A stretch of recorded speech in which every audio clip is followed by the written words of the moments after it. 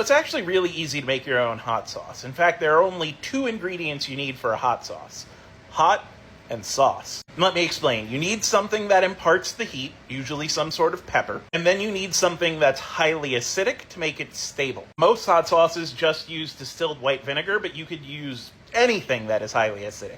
Any form of vinegar, highly acidic citrus juice, whatever. Frank's Red Hot, like the iconic hot sauce, has very few ingredients. It has cayenne peppers, that's the hot. It has distilled white vinegar, that's the sauce. And then it has water, salt, and garlic powder. That's because Frank's Red Hot is a fermented hot sauce. There are 2 basic types of hot sauce: fermented and cooked. I suppose you could also ferment and cook. But for fermented hot sauces, you put your peppers and anything that you want to be flavoring it in a jar full of salt water. You make sure that they are totally covered, and you make sure that there's a way that the air can escape, and then you just leave it there. You leave it there and it ferments just the way anything else would ferment, like beer or wine. Let it ferment as long as you want.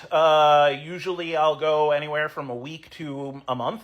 Put it in a blender with your stabilizing acid. Boom, hot sauce. Fermented hot sauces tend to be very light, very tart. I have a bunch of videos on my food playlist about making hot sauces. The one that I made called Old Country Heat, that was a fermented hot sauce. Someone challenged me to make a hot sauce with the flavor profile of caraway seeds, and I thought a fermented hot sauce would work better with that flavor profile. Cooked hot sauces tend to be darker, nuttier, more umami, more savory. Because instead of letting your hot, ferment and essentially become acid and alcohol, you are cooking your hot, and you're using the Maillard reaction to get that, charry, flavor, that umami flavor. And for cooked hot sauces, it's the same thing. You put your shit in a pot, you cook it until you get the flavor you want, then you put in your stabilizing acid and you blend it. And if you look at the ingredients of most hot sauces out there, they're not complex. It's usually just pepper, vinegar, something else. But you could experiment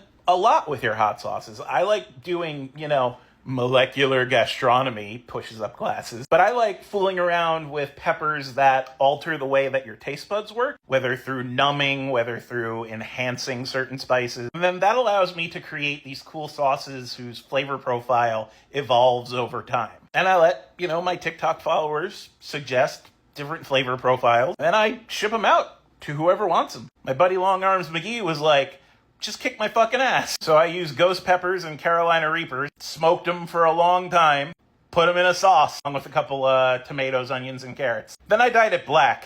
That was just for the lulz. I still have some Carolina Reapers in my pantry. I'm just waiting for someone to ask me to make a sauce that fucking kills them. And I'll do that, along with whatever flavors they want in it.